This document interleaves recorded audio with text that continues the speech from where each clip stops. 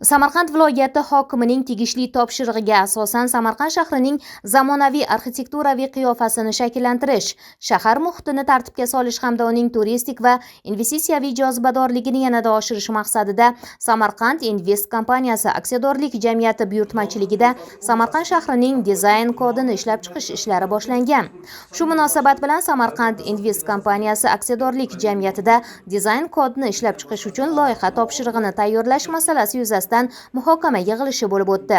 Unda viloyat turizm boshqarmasi, viloyat qurilish va uy-joy kommunal xo'jaligi bosh boshqarmasi, arxeologiya instituti, reklama agentliklari, salohiyatli loyiha tashkilotlari, arxitektor va dizaynerlari hamda tegishli tashkilotlar mas'ullari ishtirok etdilar. Muhokama davomida dizayn kodini ishlab chiqish bo'yicha loyiha topshirig'ini mahalliy va xalqaro tajribalar asosida takomillashtirish, uning mazmun mohiyati va amaliy ahamiyatini oshirish yuzasidan mutaxassislarning taklif va mulohazalari eshitildi.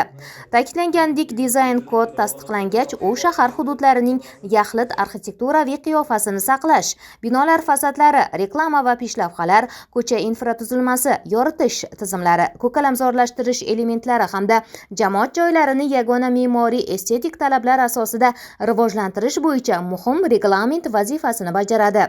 Mazkur hujjatning joriy etilishi Samarqand shahrining o'ziga xos me'moriy merosi va zamonaviy shaharsozlik tamoyillari uyg'unligini ta'minlashga, shuningdek uning xalqaro nufuzi, turistik va investitsiyaviy salohiyatini yanada yuksaltirishga xizmat qiladi.